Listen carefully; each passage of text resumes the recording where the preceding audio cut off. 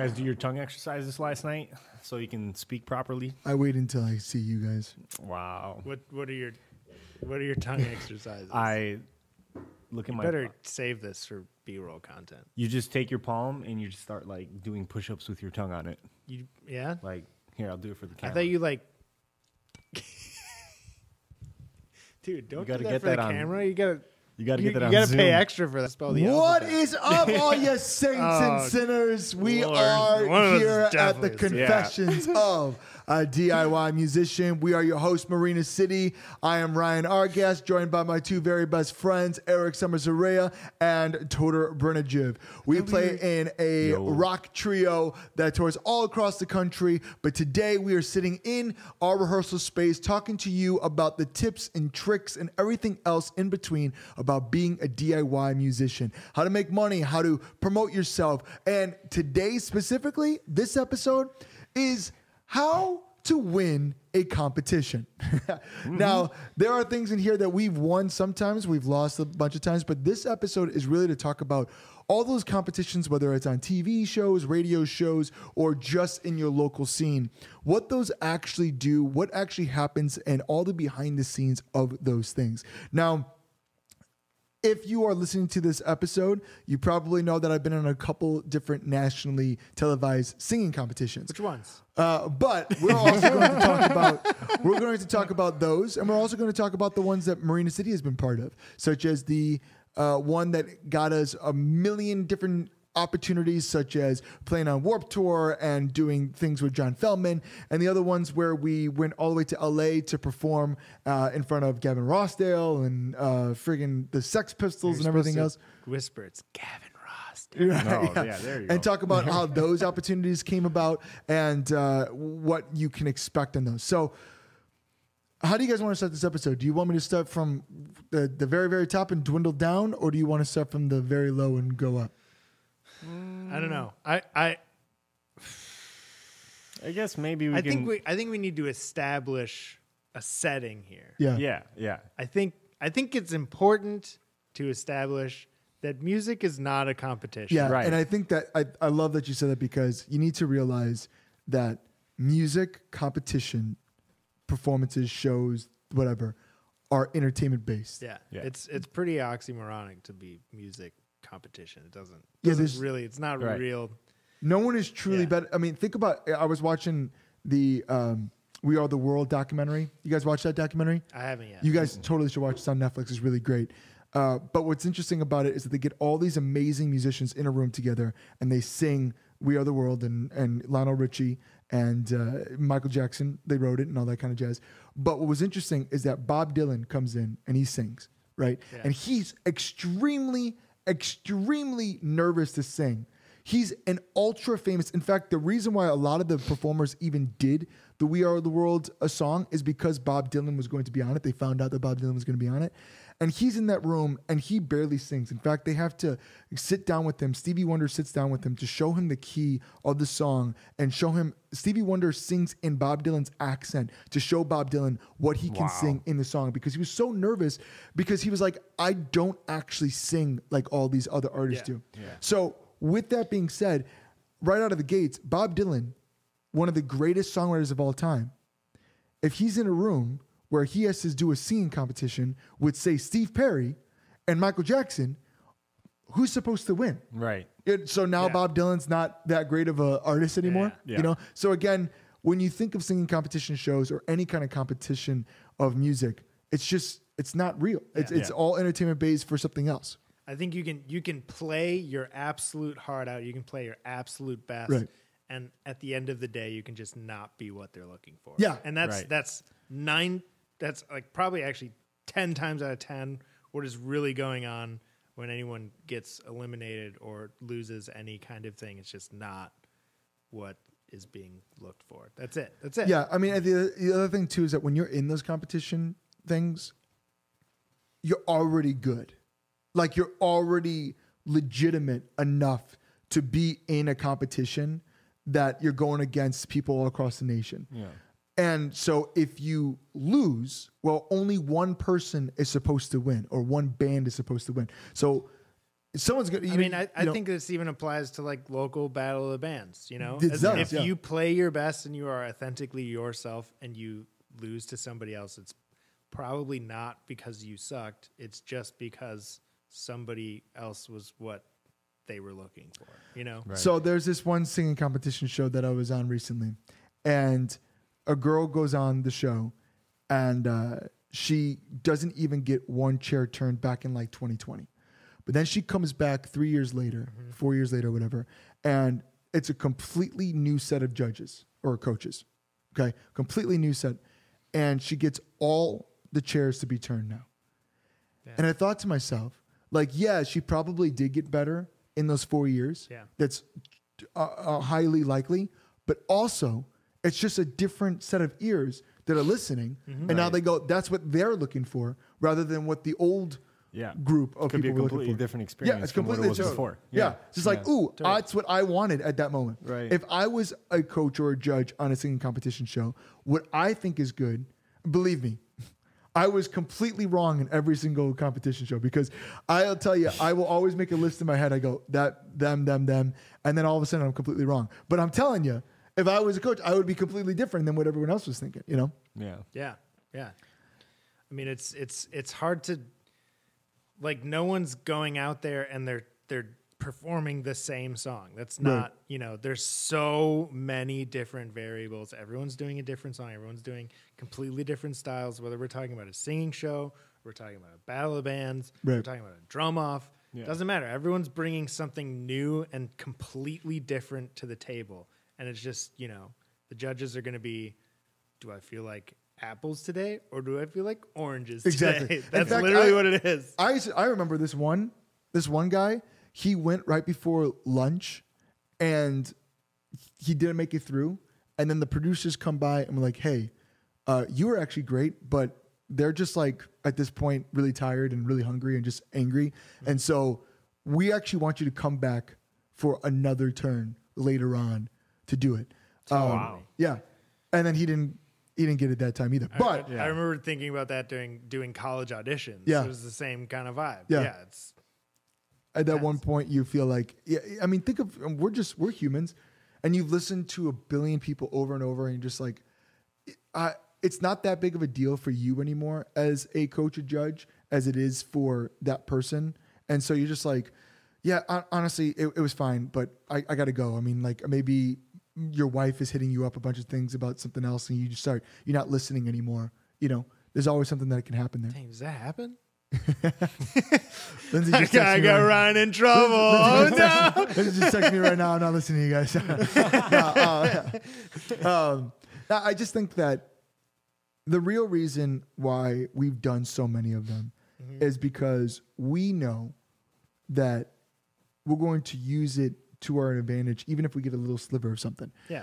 We got in 2015, 2016, we ended up winning a competition that allowed us to go on a tour and work with some big producers and all this stuff. And we use that as an advantage to do a headlining show and use that as press around town so we can get on tours right afterwards. When we got selected for LA out of like 10,000 or 5,000 bands to go to LA to like perform in front of all these different kind of people and for another singing competition show or whatever. We didn't win it, but we got radio airplay and we did a bunch of stuff that we were able to do from that. We ended up getting the big picnic. Yeah. Q101 picnic. Well, that competition show is like what really made me realize, like, okay, it's really based off of what they're looking for. Yeah. Because I remember we even talked backstage before they announced the winner, and there was like one band there that was kind of similar to us. Yeah. And I was like, they were pretty badass. And if we lose to them, That's fine. we got outplayed. Yeah. But if we lose to anybody else, we're just not what they're looking for. Yeah, and it was, and the winner was complete. Like there couldn't be a more opposite artist than what we were. So I mean, what were we going to do? And then the same thing when I was on the other singing competition shows, that like we came out with records or music right afterwards, or a headlining show or a tour, or whatever. So it was like all eyes on you or me or whatever the case is, and then let's like give them something. So I don't. If someone's like, should I go on this show? Should I go do that? Sure. Like if you want to have that experience, and I'm glad that I've been able to have that experience to do that. But ultimately, The reason why you go on those shows is to win the opportunity to go tour, to be on TV, to like have music and TV shows, to write with big songwriters, to have a fan base. And you could do all those things. And in fact, we have without those shows. Yeah. You know? I think the wrong approach is to go into any of these things and be like, all right, if I don't win, this is it. I'm not doing music anymore. Yeah. And I actually had conversations with some contestants before, right before I go, look, listen, this may not be your big break. In fact, you may never have a big break. Yeah. But this undoubtedly will be a small break for you. And really, you need a bunch of small breaks to make that big break. Just because this won't get you to point A to point Z doesn't mean that it's unsuccessful. Maybe this gets you to point A to point L.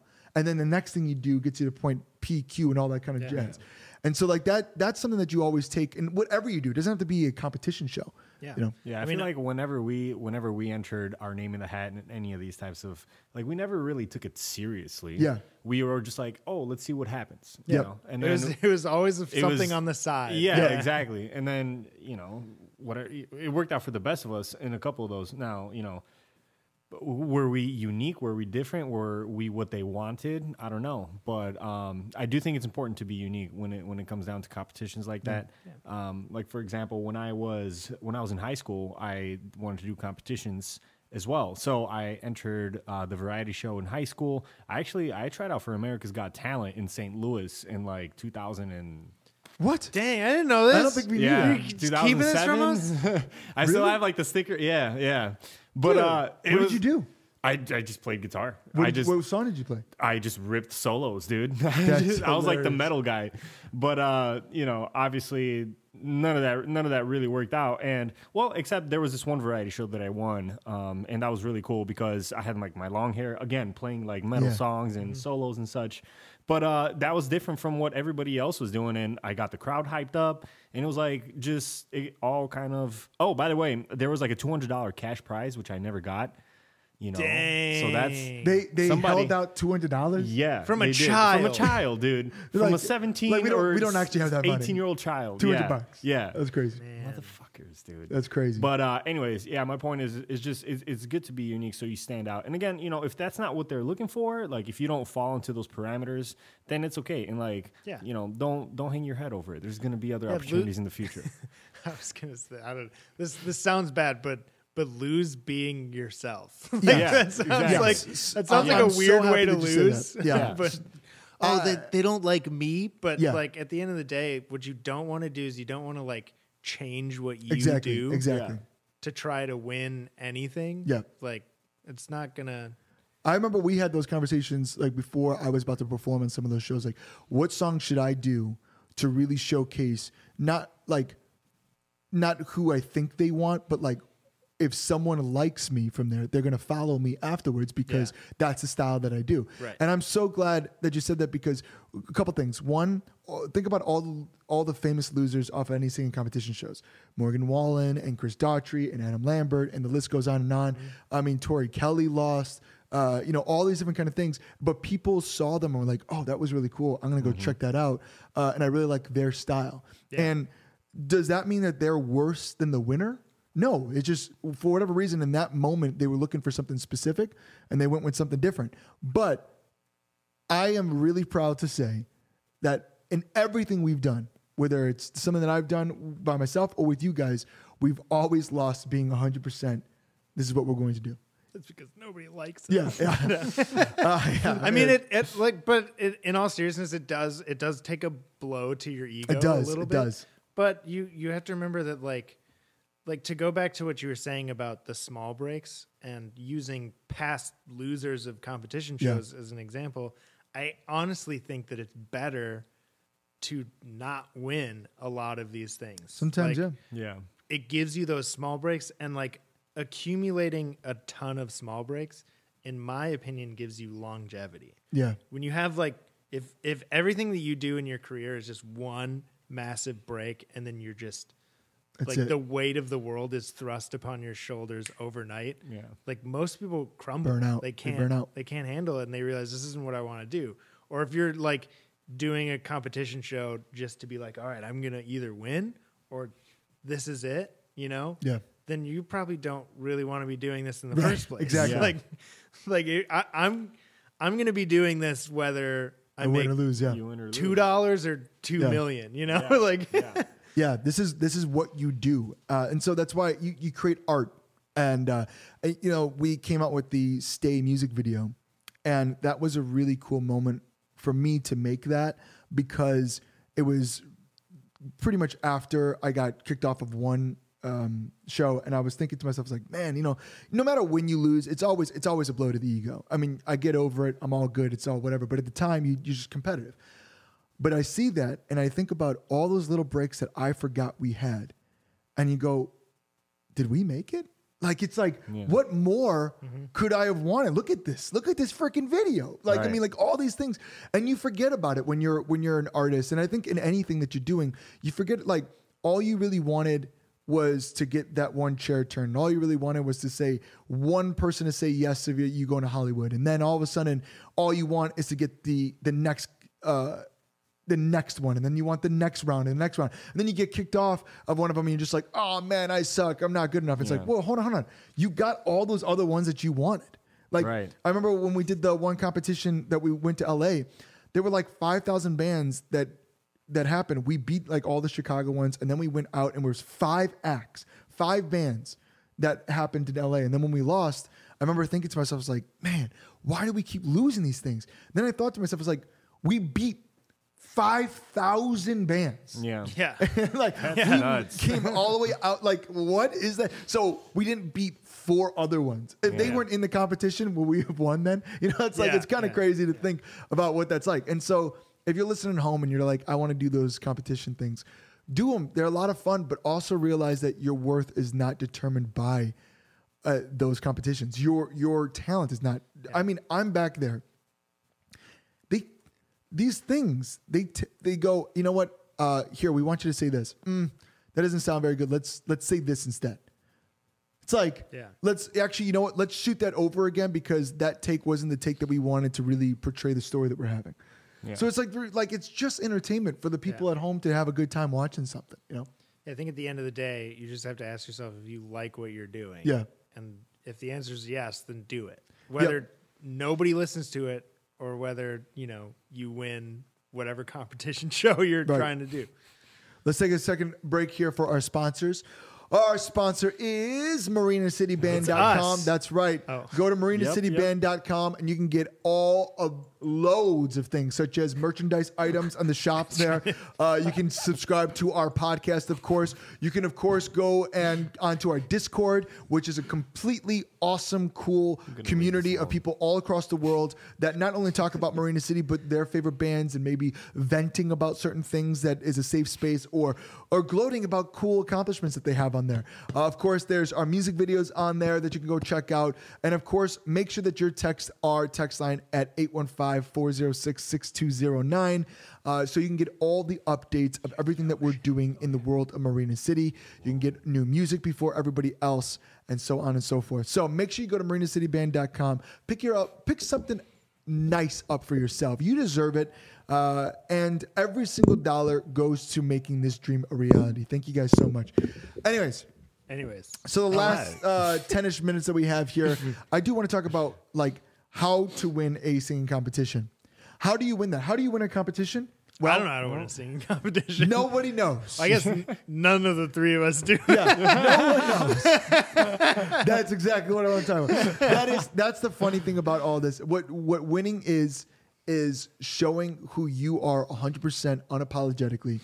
And if you get on if some news article talks about you, or some TV, whatever the case, then you won. And use that. Like, this is what I always talk about. Like, when you release an album, when you release a song, when you release a music video, when you release a tour, whatever it is, make sure you have something to follow up with it immediately after. So how do you win a competition? You win it by what you do after the competition, making sure that you have things ready to rock and roll. For us, we already knew that we had an acoustic record that we were going to release immediately after. We knew we were going to have a video that we were going to release immediately after. And we had songs in our back pocket and shows in our back pocket, so that when people do get attached to myself or or to the band in any of the competitions, they immediately can go and find something new and keep getting fed something new from the band. You always have to have content is king is what they always talk about 100%, but also art and having something ready to rock and roll right afterwards is how you win. That's how you win. Yeah. Capitalize on the opportunity. Capitalizing on opportunities. Yeah, you got to have something, whether it's show, whether it's new music, going to the studio. Just like, you know, you got to have something to go along with it. And you want to make people, you want to make sure people are still engaged. Exactly. After the fact. We have this podcast. Cultivate a fan base and give them a reason to buy is what we've talked about before in other podcasts.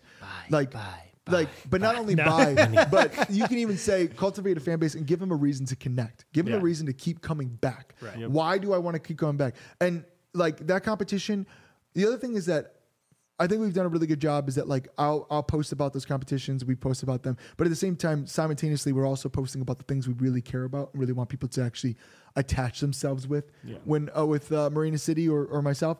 And it's like, don't have your entire personality be based off of that one competition. Make sure that like, hey, this is something that cool I did, but also this is actually what I do. Like, check this out. For us specifically, what we did is that immediately for one competition, when we knew that we were going to get kicked off immediately after, we had all these people that were engaged sign up for our text line. And then right after that, we gave them free music. And then once we were kicked off, then it was like, hey, here's all that free music and here's all this stuff. And now they're like, oh, I'm actually a fan of this artist now. Those are ways to always make sure that you cultivate and connect with your fan base as much as possible. Yeah, those are ways to extend the connection pretty much. You know what I mean? You're going above and beyond, maybe not for everybody, but you know, there's that extra effort for you that they understand, like, oh, you care. Yeah. When I was on TV, as many people as possible that were commenting on stuff or sharing it, I went and said thank you or whatever the case is. Because again, like I truly want to say thank you. But at the same time, like that's how you create a fan base deeper than, because like I'm not cool just because I was on TV, I'm not cool enough to not respond to you. Right. Now I was fortunate enough that there was a lot, so I'm not every single person, but the idea is that I can cultivate that I know that's weird to say. Cultivate that fan base or that personal touch. And that's what you need to do in any of these competitions is create that personal touch with everybody that you can. And that's why we're doing this podcast too, is that they have the opportunity to like break down that fourth wall and talk with you, the listener, the person listening, the person watching this, and be able to really have an in-depth look in the band. Yeah. Yeah. You want to make sure you're personable. You know, you want to make sure you include the fans or your audience, you know, alongside your journey. That's make them feel like that, you know. I think the other thing too is that when you go do those competitions, realize that like, I think the best thing about it is that it has pushed us to almost be better musicians. Like I remember when we were going to LA or when we were doing the one competition that got us all the tours and me doing all the, like I took singing lessons and we're practicing nonstop. And then we're working on choreography, we're working on all these different things that maybe we didn't do before, that we updated our equipment. We did all these things that maybe we wouldn't have done if we weren't in those competitions that pushed us farther. And now like we come out as better musicians. I mean, I'm definitely a better singer, trillion% than I was before. On that note, I have a question for you. Yeah. How did you manage nerves in the moment? Yeah. What did you do anything specific to prepare? I actually did everything I would do at home when I'm with the band. As like my day preparing for the TV audition was, what would I do with Marina City? And I even like worked out in the morning. I took all the same vitamins, the same warm-ups that I do. And then honest to God, like someone asked me this question too, I kept thinking that I'm performing with Marina City, just performing with you guys. I know that sounds cheap, but like the more that I can make it feel like a regular thing and not this like, oh my God, you're going to be on TV and you're performing in front of these celebrities. Like it's this like, I'm just going out there and doing a show. Yeah. Right. You're doing what you do. Right. I know with one singing competition show that I did one performance. They didn't like it, but they were like, do you have something else? and I ended up performing a song that I wrote myself. And what's crazy is that the song that I performed first that they didn't like, I only did that because a producer told me I should do that. So I wasn't being myself. Right. And then the next time I did a competition, there was a situation where they didn't like me. It didn't feel like they liked me all the way up until the last freaking second. And in that moment, like already 2 minutes in, when I wasn't getting the response that I thought I was going to get, I was just like, well, fuck it. I'm just going to put on a show for all these people that were here, but I'm just going to do what I do. And I just did a couple different things that I didn't do in rehearsal. And then they eventually were like, yeah, I'm in. And I was like, okay, great. And, but in that moment, it was just like, just be you and just perform like I always do. Yeah. Yeah. And what's great is that like, I didn't see any of the cameras and anything. So it just felt like I was performing like I would perform with you guys. Yeah. You know? So that makes it a lot easier, I guess, instead of a camera like right in my face. Right. You know? But I think, honest to God, the thing that's going to make me more nervous, we'll see how this all goes, is doing the national anthem at Wrigley Field. Oh, yeah. That's going to be... You don't know that song either. So yeah, and so doing the national anthem, it's just so like everyone does it, you know, and like, how do you perform it? What's the way that you need to perform it? And like giving it your own spin, some people think it's kind of disrespectful. So just kind of sing it, you know, tried and true. And then it's like also at the same time, you know, don't screw up those words, because everyone knows those words until they're singing the words. Right. You know, like everyone knows. Are you going to do it in 4/4 or are you going to do it in 3? I'm going to do it in 5/11, dude. It's going to be crazy, dude. It's yeah. So anyways, that is how to win a singing competition show. If you came here to be like, oh, how do you win a singing competition show? Or how to win a competition for my band? How to win Battle of the Bands? It's about being 100% yourself. And if you lost, it's about you getting that fan base that saw you lose because you were you and they liked you for you. Not everyone's going to win. And a singing competition show or Battle of the Bands is not about who the best is. It's about what they're looking for at that exact moment. And maybe a different judge or a different coach would see something else differently and go, oh, you won that time. So it's just whoever you're performing for. Yeah. But the most important thing is that maximize. Have things ready. Tours, shows, songs, whatever the case is, have things ready. The people who find you can go back and just keep getting fed all that material that you have. Anything else that you guys want to put in? Yeah. I mean, on that note, it's just like doing what you would do to build your career anyways, and then also doing a competition. You do not need a singing competition show to be successful. The vast majority of people don't. Yeah. You do not need it. It is just a cool stepping stone, a cool opportunity, just like a cool opportunity is to headline this venue. Yeah. And a cool opportunity is to work with this artist. It's just another cool opportunity. And just treat it as such. It's not going to make or break it. Tomorrow you're going to wake up and you're going to be the same person. If you find the reward of this show or whatever competition you're on beneficial, then do it. But if you lose, there's tomorrow. That's fine. Yeah. There are so many things about those shows that it's not about necessarily singing. And I feel like that's it's almost like a stereotype, but it really is. Like there's so many things that behind the stage that you're doing that is so much more important to them than the actual performance. So just go do it for fun rather than thinking that this is going to make or break your career. It's just going to be maybe the little break that you need. So anyways, that is this episode of Confessions of a DIY Musician. We hope that you enjoy. Make sure that you subscribe. Make sure you tell a friend. And thank you so much for listening. We will see you next time. Adios. See you.